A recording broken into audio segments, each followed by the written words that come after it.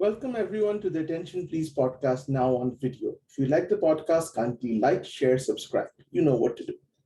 So I'm back after a while. It's not that I've been fairly regular in doing these podcasts. I used to do it once every week, but I've become lax. Basically, not because I don't have anything to say, but because I just cannot seem to muster up what we used to call the enthu to do these podcasts. But now that I'm back after a 1 month trip in India, there's a lot of things for me to say. So I'll do one.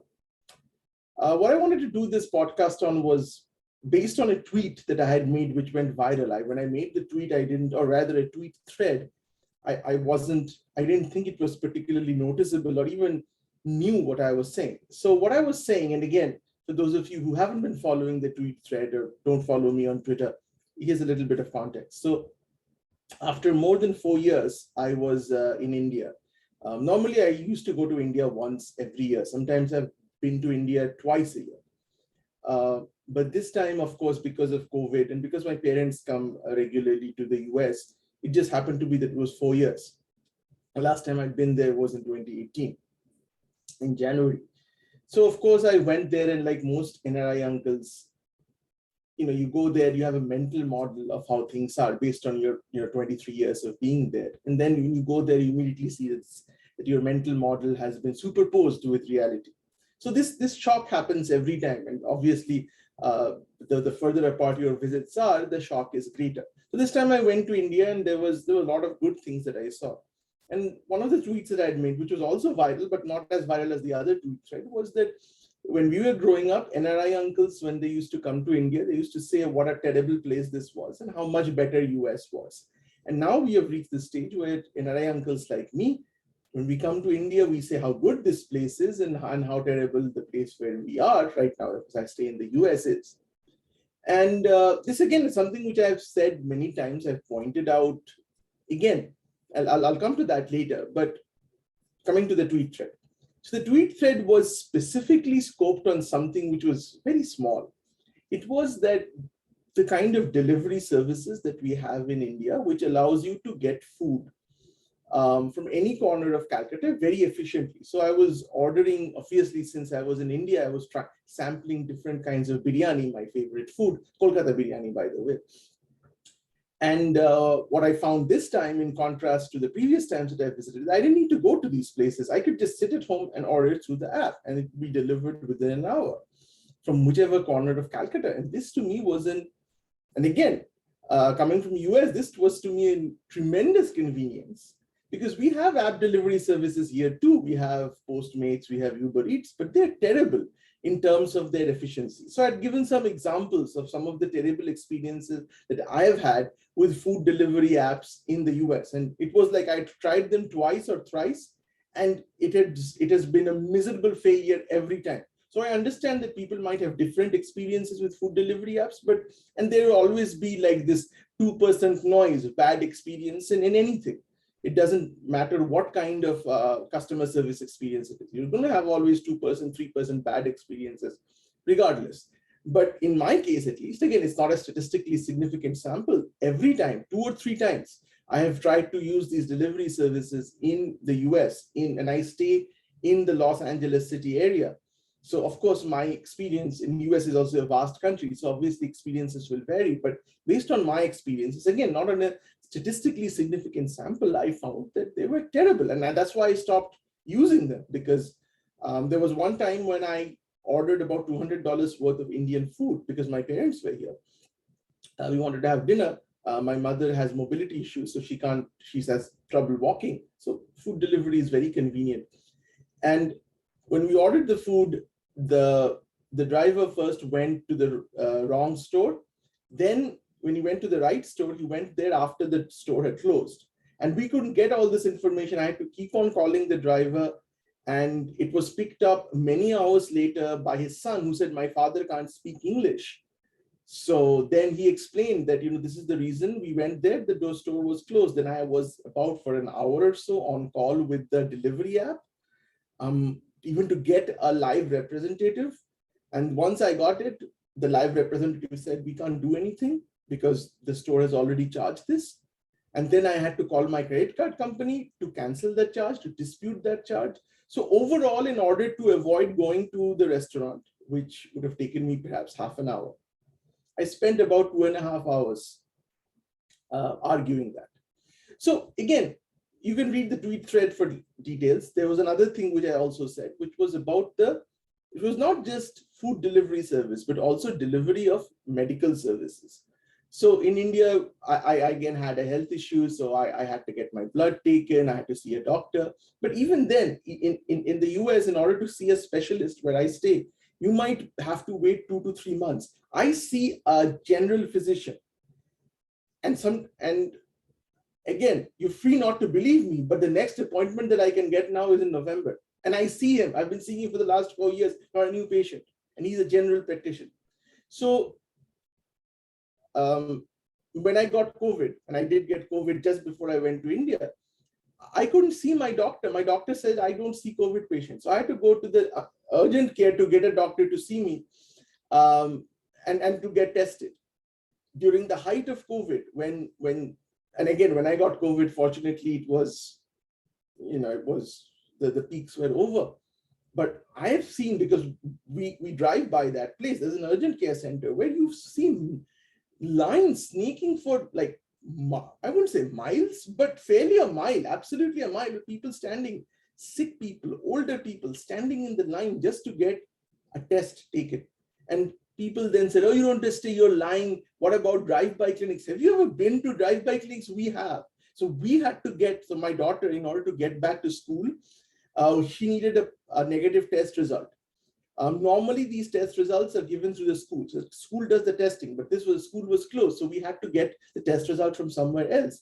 So we went to one of these drive-by test centers, okay? So these drive-by test centers, first of all, in order to get an appointment to many of them, and we went there when it was not one of those peak seasons. So in order to get a drive-by appointment during the peak season, I checked, your waiting time was 4 to 5 days. If I was going to wait for 4 to 5 days to get COVID tested, then why the F am I even getting myself COVID tested? Okay. So that was one thing. With my daughter, we went there and we went about a week in advance because that was the time period they had given for the validity of the test. And these guys gave the test results and RT-PCR test results 10 days after we had done the results. Okay. We realized at that point of time that we couldn't wait because then she wouldn't be able to go to school because these guys were just not giving the RT-PCR results. So we had to go to a school. Initially, we had gone to this drive-by because we didn't want to go to these certain few schools that were still administering test results because we didn't want to go to the crowd and possibly run the risk of being infected. But we had to do it a day before Monday. I mean, I think we went Sunday or Saturday because we realized that the test results wasn't going to come. So this is the kind of the state of testing in the Los Angeles city area. And in contrast, when my parents, when they got COVID, they just had to call people and they came to a house, took their tests, and they delivered the result within 24 hours. And even now, this time when I went to India, it wasn't a COVID test. The test results, the same test results that I get in the US, which take 3 to 4 days, was delivered to me within 24 hours. So I was commenting on the efficiency of the Indian system vis-a-vis two very specific things. And I also mentioned, by the way, this is important, that in Bengal, the whole notion of Duare Sarkar, which is delivering government services to your doorsteps, which was an initiative started by the Mamata Banerjee government, I said even that works fairly efficiently in the villages compared to what you would think. And that's a remarkable achievement. Again, I was praising the Trinamool Congress government. This is significant for what I'm going to go to. I was praising the Trinamool Congress government and I compared it with the US government, where in the US, the only time the government ever comes to your door is either to arrest you or to deliver an eviction notice. Otherwise, there's no expectation of the government to come to your door at any point of time. So contrast that to India, where at least there is an expectation that the government will deliver services to your door. So these are all great things. And for me, growing up, we couldn't imagine any of these things. Because standing in a ration line was considered to be a rite of passage in those days. So anyhow, after I'd made these tweets, again, the tweets went viral and I was subject to the most vile of abuse from the Congress IT cell and from the AAP IT cell. So the abuse ran on two ways, many ways. Let's go. One was, if US is so good, then why don't you come? If US is so bad, then why don't you come back to India? So first of all, again, this is the Congress IT cell and AAP IT cell we're talking about. So let's take that into context in terms of the logical faculties that they're likely to have. And when I say IT cell, I don't mean that they're all being paid 2 rupees per tweet. Some may be doing it even voluntarily, which is even more alarming. Is that I just compared delivery services and the delivery of medical services between India and the US. But we don't change countries based on that, right? It's a whole continuum of experiences. So this is just one data point. So from that to extrapolate to that is, of course, par for the course for those who think that Arvind Kejriwal and Rahul Gandhi are viable candidates as prime minister. But I understand that. I'm given that, I think I can understand why they would extrapolate. I'm not trying to, I mean, this is expected.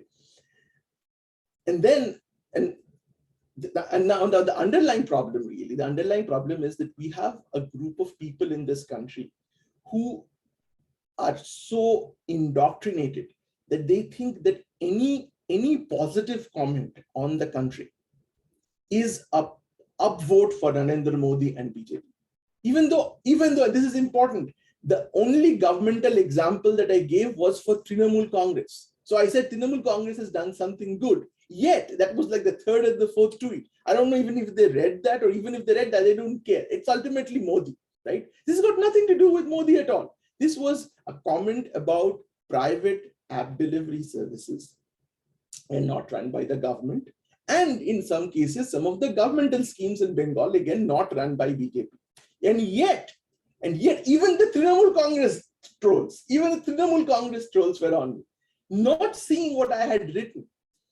This just goes to show how indoctrinated, other than how stupid people are. I mean, stupid, let's keep it to the side. But how indoctrinated people are, that any positive, and you would think that people would like to hear positive things about their country, right? You would think so. But no, now people want to hear negative things about their country. And anybody who speaks positive things, firstly, it's because of Modi. And that's kind of even if you think of it, I mean, isn't that a backhanded compliment in many ways from the people who are anti-Modi, that any good thing you can basically, they at least in their mind, they trace back to Modi, that they think that any good thing which happens possibly happened because of Modi. I mean, the problem is with you. The problem isn't with me, by the way. I actually didn't think of Modi at all while tweeting. I mean, my main thing was private app delivery services and Trinamool Congress. So I don't know where this came from also. But anyways, that was one thing. And then, so in response to that, I said that, look, see, the reason why I don't stay in India, it's got nothing to do with app services. First of all, the decision to stay in the US or India was taken years ago. And at that point of time, these things were not there. So that's it. And you can say, why don't you rethink that decision? Well, I have a 9-year-old daughter who's an US citizen. So obviously, it's at this point, again, I can rethink, but it's usually not the app delivery services which will bring me home, right? So, but I said the reason at that point of time where I'd chosen to stay in the US, and people who follow me know this is true, because I've said this before many times, even before this, so it's not something which I'm making up, is that the specialization, I'm a PhD in computer science, and the very niche thing that I did my PhD in, and I then branched out to, there's virtually no demand for that in India. There's no demand for that in industry in India. And again, not government, in industry in India. I've tried many times, but there was no interest. And again, of course I could go and work for and that's what I said, that doesn't mean that I don't have a job in India. I could definitely not use my specialization and go and work as a software engineer. But at this point of time, given the amount of experience and given the amount of knowledge that I have, obviously I would want to capitalize on it. So I would obviously lose a lot of money, earning potential, if I just went and joined any IT job. That was my point. In order for me to fully encash my expertise, I need to be in a place where there is a demand for it, right? That's basic economics. And that's why I'm in the US. Should be simple, right? But no, it wasn't. There was another guy who apparently tweeted, and that this idiot, which is me, can't even see the irony of what he's saying versus the reason why app delivery services are good, which is, again, the reason why app delivery services are good is because of Narendra Modi. Apparently, there are so many jobless people. Obviously, before 2014, there were absolutely no jobless people. The joblessness was very controlled. There was no unemployment unrest. Apparently, this is when I grew up. So you can't lie to me as to what I have seen growing up. 2014, I was in the US, but I've grown up in the late 80s and 90s in India, and I know the state of jobs in those days, right? So even then, there were no delivery services, quote unquote. So apparently the reason why, according to these geniuses, that the delivery service is good is because of abundance of cheap labor in India, for which they have no choice. And the reason why in the US it's bad is because of the exact opposite. Now, here's the thing. In the US, the app delivery service, and I've talked about pizza and I've talked about pizza delivery, that even pizza delivery, the whole, it's so American that, basically 50% of porn is based out of the whole notion of the pizza delivery man being always available. And now it isn't true. You can't get pizza delivered.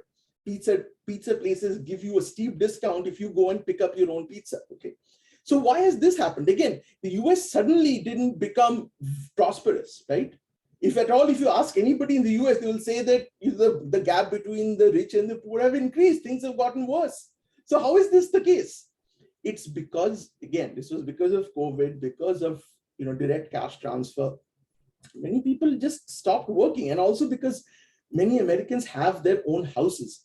So house prices went up by 20% almost in some places even more in the last 2-3 years. So many people who would otherwise be working in delivery services think I'm getting checks delivered to my home, and this place that I sit in, the value of it just appreciated 20 to 30%. I mean, why would I work at a pizza place? Why would I deliver food? And that's why they're not working. This is a temporary thing right now. But again, I don't know when this situation will be better. But there are many people for whom, when they go to work, it's just work. It's not a career. I wouldn't think like that because I don't deliver. That's the reason. But there are people who think like that, and that's why there is a labor shortage in the US. It's a labor shortage at the lower end at this point of time. Again, it has got nothing to do with the prosperity of the country, because this wasn't there a few years ago. Of course, these things are difficult for some people to understand. I know that. But coming back to India, the whole notion that in India, app services are better and medical services are delivered at home better because of abundance of labor. I didn't make any point about the cost of delivery, by the way. I would understand that criticism if I'd made a point about the cost of delivery. I didn't. So cost is related to demand and supply, yes. But the efficiency of it has some bearing, obviously, but it also is about the system with respect to medical. I'll give you because this is a domain that I know well since I work in the general industry, is that one of the reasons why in the US you cannot deliver healthcare like you do in India is because of onerous privacy laws. It's the whole kagaz nahi dikhange, which makes no sense to me. The cost that people pay for this kind of patient privacy, I think isn't worth it. So in India, the guy took a phone. I mean, they send your reports through WhatsApp, right? In the US, you can't do that. Your doctor won't send it to you through WhatsApp. You have to go and pick it up. Or there will be a specialized patient portal where you have to jump through hoops in order for it to first get into the patient portal. And besides the cost, it just adds vital time, hours, when you are trying to find out if you have a condition or not. So in India, the delivery service, the delivery of healthcare is driven by pragmatics. In the US, often it's not pragmatic. You wonder, dude, take my PHI, who cares? Just give me my frigging results. So this is the cost. So this has got nothing to do with labor market, nothing to do with Narendra Modi, nothing to do with Joe Biden. But the fact is, people have become so closed-minded, so politically indoctrinated that they've stopped thinking straight. Not only have they stopped thinking straight, but they're willing to go and attack anyone who tries to think straight. And again, I didn't say anything about the labor market. And coming to the irony of it, again, the reason why I'm in the US isn't because I am not going to get a job in India. I am not here because I was jobless in India. Even if I go back now, I'm not going to be jobless. I can assure you that. It's not that there aren't jobs available. It's that private industry, again, not Narendra Modi, doesn't do the kind of work that I need to do in order to maximize my earning potential. Now, is that too much for you to understand? It has always been. It has always been. And if there is anybody to criticize Indian private companies, criticize the Infosys and the TCSs and the HCLs and the Cognizants, criticize them if you want. I don't think I don't criticize them.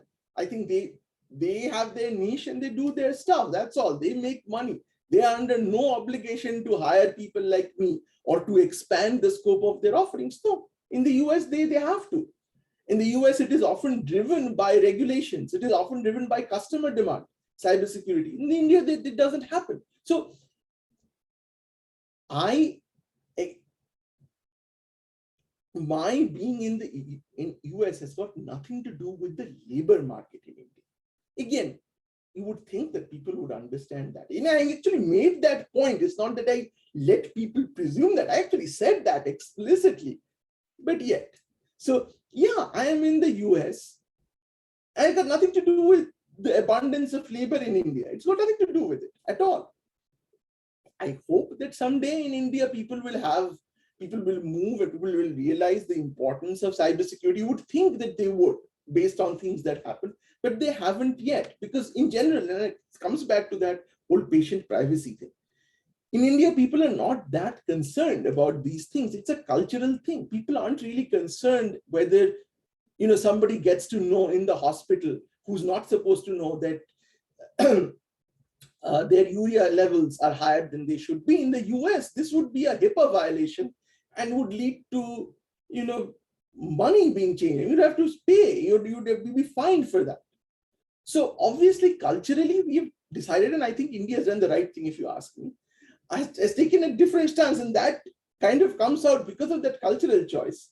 India has taken some other wrong cultural choices with respect to freedom of speech. We can get into that in the next podcast. But at least in the case of privacy, it's taken the right, more pragmatic choice, right?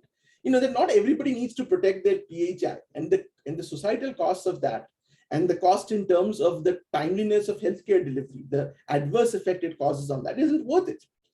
And that was the point. That was the point I was trying to make. With delivery services, it's not just the free of it. It's not that the delivery, that there are lots of people working for very little wages. Again, it was not an economic argument I'd made, but the fact that the system works efficiently. That was the thing. System in its entirety, the apps, the way the apps work, the way you communicate, everything works better in India. That was the thing, and it got very little to do with the underlying labor market. But again, who will understand? But the point that I wish to make, and that's the more important thing that I want people to leave with, is that we have reached a stage where there is people, and this is worth thinking. There are people who would engage in different kinds of intellectual calisthenics, I would say, not the most obvious way of doing things, in order to bring down someone who's trying to say that, hey, at least on this one aspect, in these one or two aspects, I was very pleasantly surprised by how far India has come. I mean, that should have been non-controversial, but oh boy, if you don't believe me, go to my tweet thread and just read the replies in the quote tweets. Thank you, and that's it for this week. I'll be back next week, or maybe even sooner, with the next episode of this podcast. Till then, bye-bye.